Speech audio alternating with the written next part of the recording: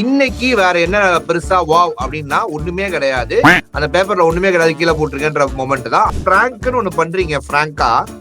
ஆனா அது வந்து வீட்டுல இருக்க எத்தனை பேரோட எமோஷனை பாதிக்கப்பட வைக்குது அப்படின்றதை வைத்து 3/4 மணி நேரத்தை ஓட்டிய விஜய் சேதுபதி அவர்களுக்கு பிரவோக் சார்பாக நன்றி தெரிவித்துக் கொள்கிறேன். என்ன பண்ணி வச்சிருக்காங்க? ஆக்சுவலா வந்து ஒத்துக்கிட்டு இருக்கணும், போயிட்டு பிராங்க் பண்ணிட்டு மன்னிச்சுக்கோன்னு அவங்க சொல்றதெல்லாம் கேட்டுக்கணும்.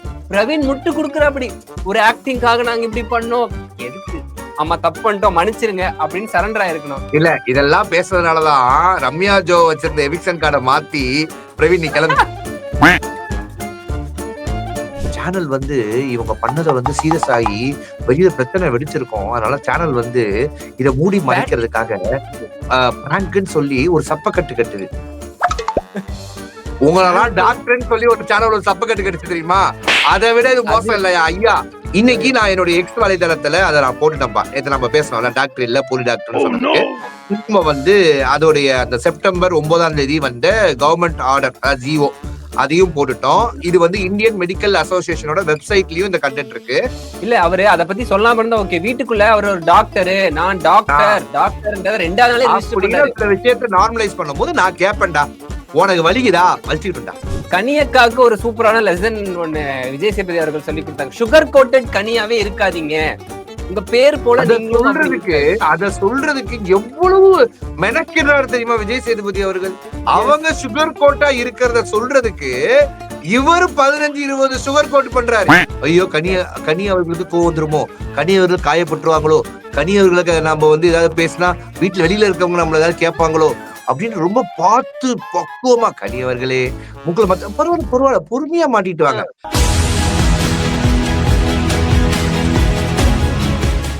ப்ரோவோக் டிவி நேயர்கள் அனைவருக்கும் உங்கள் தர்ஷின் அன்பான பணிவான வணக்கம். Welcome to our show Bigg Boss versus Joe Michael.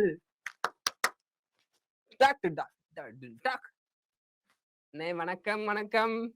எப்படி இருக்கு தனுஷ்? ஒரு நார்மல் மனுஷன் ஃப்ரம் இந்தியா இந்த ஷோவை பார்த்தா உனக்கு எப்படி இருக்கு? ஜென்ரலா பாக்குறப்போ சில விஷயங்கள்லாம் பேசினாரா அப்படின்னு கேட்டா வந்து நிறைய பேர் சொல்லுவாங்க நாளைக்கு பேசுவாங்க, சண்டே பேசுவாரு அப்படின்னு. பேசின வரைக்கும் இன்னைக்கு எபிசோட் எப்படி இருந்துச்சுன்னா ஓகே இஷா இருந்துச்சுன்னு. ரெண்டே விஷயம் தான் அவர் பேசினார். என்ன பேசினாரு?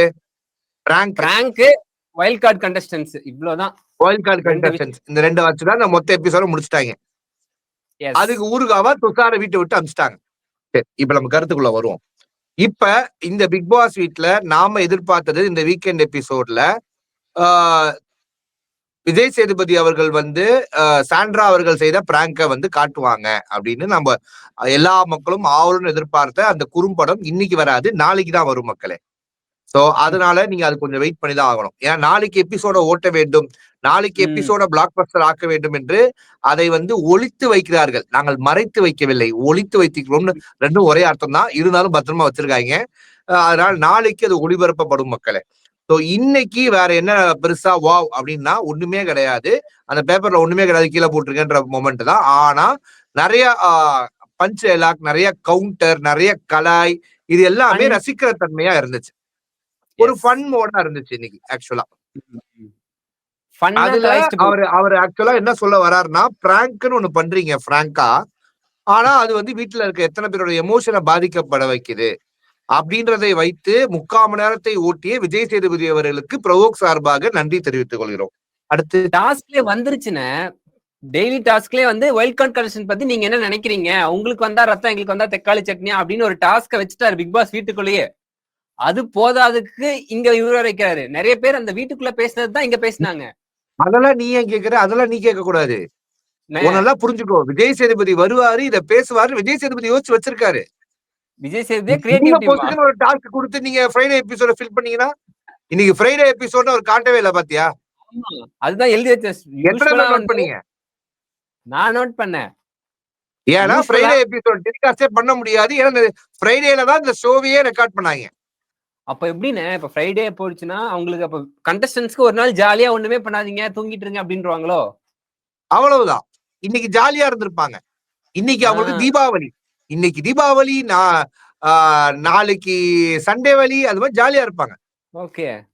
யூசுவலா ஒரு நாள் அவங்களுக்கு கேப் தான் இருக்கும். இப்ப 2 நாள் கேப் மாதிரி ஆயிடுச்சு. ஆமா 2 நாள் கேப் இருக்கும் இந்த வாட்டி. 2 நாள் விஜய் டிவில சாப்பாடும் இருக்கும். நாம அத விட்டுருவோம். நாம அது பக்கம் வர வேணாம். ஓகே. சோ இன்னைக்கு கருத்துக்களா அவரு விஜய் சேதுபதி என்ன சொல்ல வர்றாருன்னா, இந்த 3 பேர் ஒரு பிராங்க் பண்ணாங்க. இந்த பிராங்க பத்தி மத்தவங்களுக்குலாம் ஃபர்ஸ்ட் பிராங்கே இது இது மாதிரி ஒரு விஷயம் நடந்துச்சு. இத பத்தி நீங்க என்ன நினைக்கிறீங்கன்னு எல்லாரும் கேட்கும்போது, சார் ரொம்ப கஷ்டமா இருந்துச்சு. நான் ரொம்ப வருத்தப்பட்டேன். சாண்ட்ரா அழுததையும், மற்றவர்கள் இந்த வீட்ல இப்படிலாம் நடந்துச்சு சார் அப்படின்னு சொல்றதும், வினோத் அவர்கள் வந்து தனியா தொக்கா மாட்டின மொமெண்ட். அதாவது கமருதீனுக்கு ரெட் கார்டு குடுத்துருவாங்கன்னு நினைச்சேன் சார். அவன் மத்தவங்க 2 பேரும் எக்கேடு கேட்டு போனா உனக்கு கவலை இல்லையா? ஏலே என்னலே பேசுற? அப்படின்னு விஜய் சேதுபதி கேட்டோட மாட்டிக்கிட்டா அவரு. அது எனக்கு எப்படி பட்டுச்சுன்னா, வினோத் ஒண்ணு சொல்றாரு, ஏன்டா அப்படி பண்ற அப்படின்னு கமருதீன் சொல்றாரு. மத்தவங்களுக்கும் சொல்லுங்க அப்படின்றது வந்து அவங்களுக்கு க்ளோஸா இருக்கனால அங்க சொல்றாங்க. மத்தவங்களுக்கும் நீங்க அதை சொல்லணும் இல்லையா? அதத்தான் நான் கேட்கிறேன். இந்த வீட்டுக்குள்ள இருக்கிற அத்தனை பேருமே க்ளோஸ் தான். நீ ஏன் ஒரு ஆளு க்ளோஸ்ன்னு நினைச்சு ஒரு குரூப்ல இருக்கீங்க அப்படின்றதான் விஜய் சேதுபதி அவர்கள் சொல்றாரு. எப்ப பார்த்தாலும் விஜய் சேதுபதி அவர்கள் இன்டைரக்டா சொல்வதை புரிந்து கொள்ளாத ஆட்களா இருந்து கொண்டு அவரை குறை சொல்லுவதே உன் நோக்கமா இருக்கு. அவரை குறை சொல்லனா எனக்கு வந்து ஒரு ஃப்ரெண்டுன்னா அவர்கிட்ட தானே சொல்ல முடியும் உரிமையா? அங்க போயிட்டு மத்தவங்கள்ட்ட போயிட்டு நீங்க ஏங்க இப்படி பண்றீங்க அப்படிலாம் பண்ணாதீங்க அவர்கிட்ட அப்படி சொல்ல முடியுமா? இவர்கிட்ட தான் இத்தனை நாள் இருந்திருக்காருன்ட்டு இவர்கிட்ட உரிமையா அவர் சொல்றாரு. அப்படி எடுத்துக்கலாம் இல்லையா? அது நீ எப்படி வேணா எடுத்துக்கோ தம்பி. ஆனா நான் என்ன சொல்ல வரேன் அப்படின்னா, அதுக்கும் ஒர்த் இல்லாத மாதிரி தான் இருந்துச்சு. சரி ஓகே. இவங்க பிராங்க் பண்ணிட்டாங்க அப்படின்னு சொல்லி இவங்களே அக்செப்ட் பண்ணிக்க சொல்றாங்க. இவங்க எப்பயும் போல பிரஜின் வந்து இந்த கால்ல விழுந்து பாவ மன்னிப்பு கேட்கறத விட மாட்டாரு போல. அந்த பாவ மன்னிப்பு சீனை மறுபடியும் இவங்க 2 பேரையும் வச்சு எக்ஸிக்யூட் பண்ணி இதெல்லாம் நாங்க பண்ணோம் அப்படின்னு சொல்லி மத்தவங்க எல்லாம் அப்படியே ஷாக் ஆகி, டென்ஷன் ஆகி, கடுப்பாகி, அவர்சன் ஆகி, வெஞ்சன்ஸ் ஆகி, ஆங்ஸைட்டி ஆகி, கடைசியா இந்த ஷோவை இழுத்து மூடி ஆகின்ற அளவுக்கு இன்னைக்கு வந்து ஒரு எமோஷனை கொட்டுவாங்கன்னு பார்த்தா அதெல்லாம் ஒண்ணும் கிடையாதுன்னு டப்பா சோறான ஒரு காரணங்களை சொல்லிக்கிட்டு எமி அவர்கள் சொல்ற காரணம் என்னன்னே இது வரைக்கும் எனக்கு புரியல. நடிக்கலாம் எந்த எக்ஸ்டென்ட்டுக்கு வேணா போலாமா? எங்க நடிப்பா இருக்கிற பாருங்க. நடிப்புக்கு எவ்வளவு எக்ஸ்டென்ட்டுக்கு போறாரு தெரியுமா அவரு? என்ன சொல்றீங்க? ஆக்சுவலா வந்து ஒத்துக்கிட்டு இருக்கணும். போயிட்டு பிராங்க் பண்ணிட்டு மன்னிச்சுக்கோங்கன்னு அவங்க சொல்றதெல்லாம் கேட்டுக்கணும். பிரவீன் முட்டு குடுக்குறாப்படி ஒரு ஆக்டிங்காக நாங்க இப்படி பண்ணோம். எங்களோட கேரக்டர் எத்தனை நாள் வந்து வீட்டுல சஸ்டெயின் ஆகும் நாங்க பாக்குறோம். இங்க வீட்டுல இருக்கவங்க எல்லாம் என்னவா அதை வந்து ரியாக்ட் பண்றாங்கன்னு எதுக்கு? ஆமா தப்பு பண்ணிட்டோம் மன்னிச்சிருங்க அப்படின்னு சரண்டர் ஆயிருக்கணும். இல்ல இதெல்லாம் பேசுறதுனாலதான் ரம்யா ஜோ வச்சிருந்த எவிக்ஷன் கார்டை மாத்தி பிரவீன் நீ கிளம்பு. உனக்கு என்ன சொன்னீங்க? வீட்டு சட்டை எதுக்கு போட்டு வந்தீங்க? அமைதியா இருக்கணும். உங்க வீட்டுக்கார அம்மா சொல்லுச்சு. வீட்டுல நீ இருந்து அமைதியா இருக்க வேணாம். வீட்டுல போய் வீட்டுக்கார அம்மாவை உடையாரு போ அப்படின்னு நாளைக்கு வந்து அமுச்சு விட்டாங்க பிரவீன. இது பிரவீனுக்கு கெஸ்ட் இல்ல. அவங்க சொல்லிருப்பாங்க பிக் பாஸ் டீம்ல இருந்து உங்களோட ஃபேவரட் ட்ரெஸ் நீங்க போடணும்னு நினைச்சு வச்சிட்டு இருக்க ட்ரெஸ் கொடுங்க அப்படின்னு சொல்லிருப்பாங்க போல. அதுதான் கடைசின்னு தெரிஞ்சு. Okay right. அது நல்ல விஷயங்கள். ஓகே அப்படி இருக்கும் பட்சத்துல இவங்க 3 பேரும் வந்து பிராங்க்னு சொல்லி சொன்ன காரணங்களும் கேவலமா இருந்துச்சு. இந்த காரணங்கள்ல நான் அஃபெக்ட் ஆனோன்னு இவனுங்க சொன்ன காரணமும் கேவலமா இருந்துச்சு. அதுக்கு விஜய் சேதுபதி அவர்கள் வந்து எனக்கும் இதுக்கும் பிக் பாஸுக்கும் எந்த சம்மந்தமும் இல்ல, பிக் பாஸுக்கும் இந்த பிரச்சனையை பண்ணல அப்படின்றதெல்லாம் தெளிவா எக்ஸ்பிளைன் பண்ணிட்டு விஜய் சேதுபதி அவர்கள் வீட்டுக்குள்ள போய் பிரேக்குக்கு போனோன்னு நம்ம சிபிஐ ஆபீசர், ஆமா நம்ம சிபிஐ ஆபீசர் இந்த வீட்டுக்குள்ள ஒருத்தர் இருக்காருல்ல, அவர் ஒருவேளை இப்படி இருக்குமோ ஒருவேளை அப்படி இருக்குமோன்னு சாண்ட்ரா அவர்களையே நம்ப வைத்து, நான்லாம் சாண்ட்ரா அவர்களை அவ்வளவு பிரில்லியன்டான பர்சன் நினைச்சேன். சாண்ட்ரா அவர்களே கன்வின்ஸ் பண்ணிட்டாரு நம்ம வாட்டர்மெலான். அவங்களும் ஒருவேளை இருக்குமோ அப்படின்ற அளவுக்கு போயிட்டாங்க. எனக்கு புரியல அப்படின்ற ஒரு தாட்டுக்கு போய் வாட்டர்மெலான் ஓஹோ அப்படின்ற மாதிரி. திவ்யா நீ இந்த இந்த இந்த இதை நீங்க பாக்கணும், நோட் பண்ணணும். திவ்யா கிளம்பி பாத்ரூம்க்கே போயிட்டாங்க. இந்த வருஷம் பேசி என்ன பிரயோஜனம் சொல்லிட்டு போயிட்டாங்க. போயிட்டு வந்ததுக்கு அப்புறம் இதுவும் ஒருவேளை இருக்குமோ, அதாவது சேனல் வந்து இவங்க பண்ணதை வந்து சீரியஸ் ஆகி வெளியில பிரச்சனை வெடிச்சிருக்கோம். அதனால சேனல் வந்து இதை மூடி மறைக்கிறதுக்காக பிராங்க்ன்னு சொல்லி ஒரு சப்பக்கட்டு கட்டுது.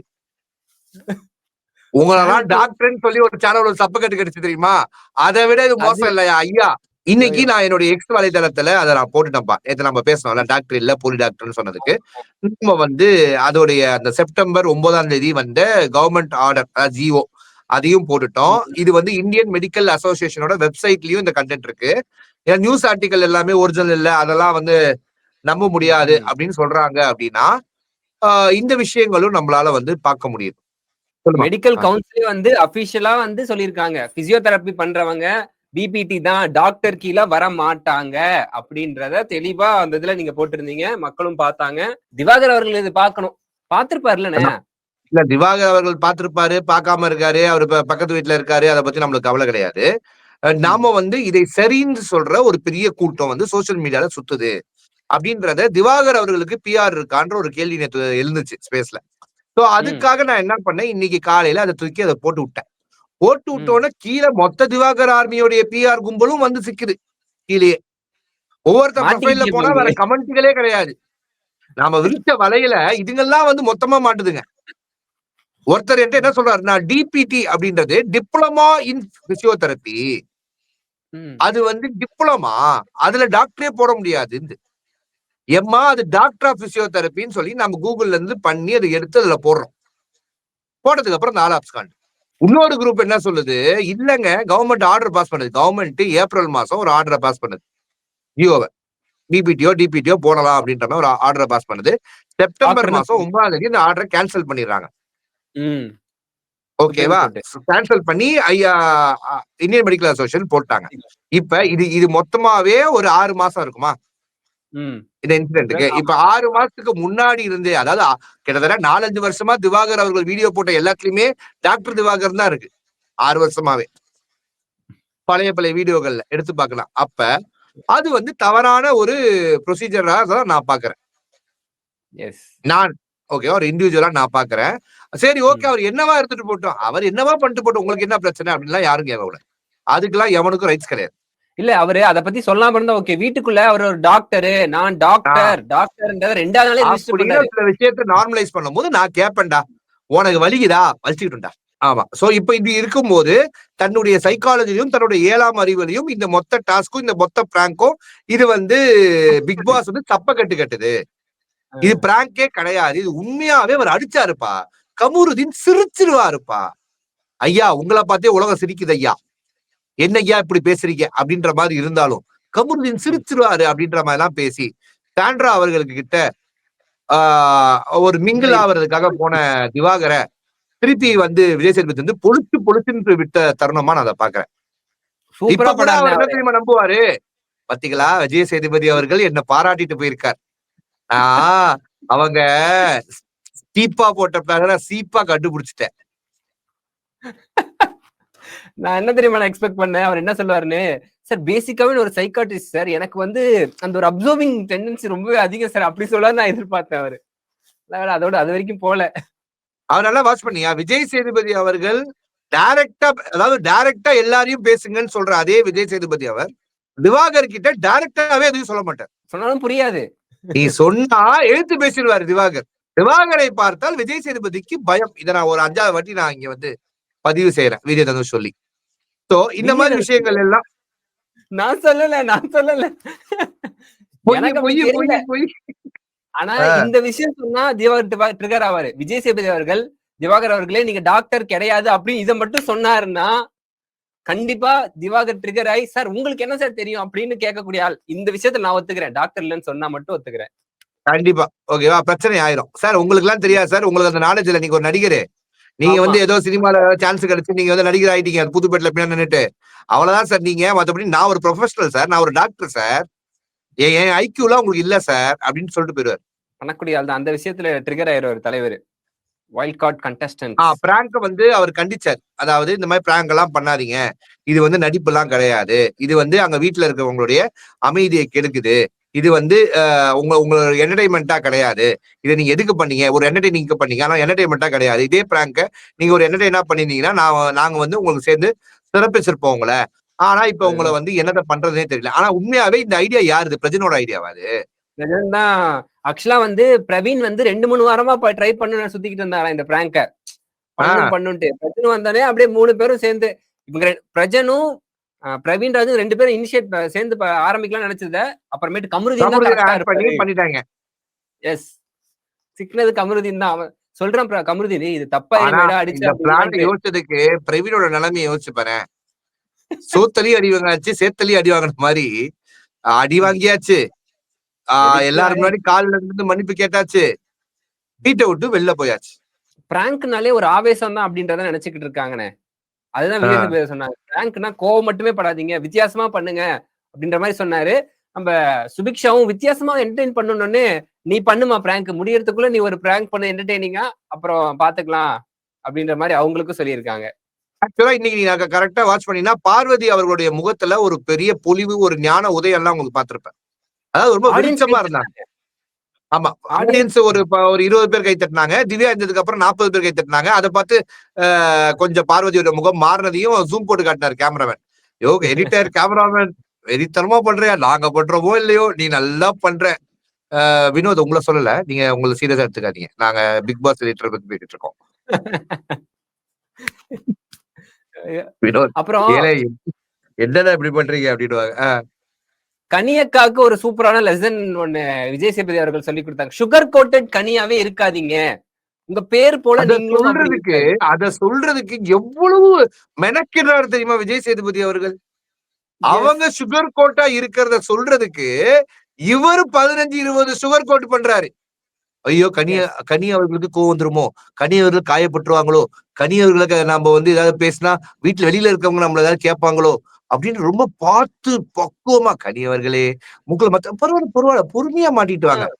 விஜயோட என்னைக்கு சேர்ந்தாங்களோ மூக்குல இப்படிலாம் மாட்ட ஆரம்பிச்சுட்டாங்க.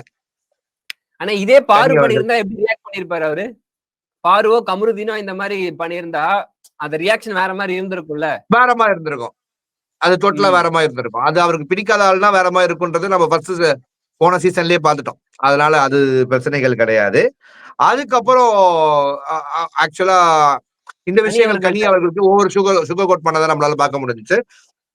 பார்வதி அவர்களுடைய சேர்க்கைகளையும் பார்வதியுடைய கண்டென்ட்லயும் பார்வதியை கொஞ்சம் நிறைய பேச விட்டு இன்னைக்கு வந்து லைட்டா தான் அடிச்சார் இன்னைக்கு பார்வதி. அடிச்சுக்கிட்டு இருந்தாரு. இந்த வாரம் ஆனா பார்வதியை அடிச்சது மெயினா யாருன்னா நம்ம கமருதீன் தான் சார். அதாவது இவங்க வந்து வேற மாதிரி இருப்பேன்னு சொன்னாங்க. ஆனா பார்வதி மாதிரி தான் சார் இருந்திருக்காங்க அப்படின்னா பார்வதி இதெல்லாம் நீங்க முன்னாடி பேசவே இல்லையே கமருதீன் அப்படின்னு சொல்ல பார்வதி அது அப்படி சொல்ல நான் அந்த விஷயமா சொல்ல அப்படி கமரு வந்து கமுக்கமா இது பண்ற விஷயத்த நம்மளுக்கு வந்து ரசிக்க முடிஞ்சுச்சு. விஜய் சேதுபதி ஃபுல் ஃப்ளோல இருந்தாருன்னு திவாகர்கிட்ட பேசுறப்பெல்லாம் அவர் வந்து ஃபுல்லா ஃபன் பண்ணிட்டு இப்படி வீசுவீங்க இப்படி பண்ணுவீங்கன்ட்டு ஒரு பாடி லாங்குவேஜோட ஃபன் பண்ணிக்கிட்டு இருந்தாரு. அதெல்லாம் கொஞ்சம் நல்லாதான் இருந்துச்சு பாக்குறப்போ. நல்லா இருந்துச்சு. இன்னைக்கு கமருதீனும் ஓரளவுக்கு தெளிவா நிறைய பதில்களை சொன்னாங்க. நாம இதெல்லாம் எதிர்பார்க்காத ஒரே விஷயம் என்னன்னா திவ்யா அவர்கள் பதில் சொல்லவே இன்னைக்கு திணறாங்க. துஷார் அவர்கள் திவ்யா மேல ஒரு குற்றச்சாட்டை வைக்கிறாரு. நான் இவ்வளவு விஷயங்கள் பண்ணேன், இந்த விஷயங்கள் எல்லாத்துலயுமே அவங்க என்ன வந்து ஒரு ஆளா கூட மதிக்கல, எனக்கு வந்து என்னுடைய பேச்சுக்கு மரியாதை தரலன்னு துஷார் சொன்னது 100க்கு 100% உண்மை. ஏன்னா அதை நாமளும் விட்னஸ் பண்ணிருக்கோம். இதுலலாம் திவ்யாவுக்குலாம் நம்மளால சப்போர்ட் பண்ண முடியாது.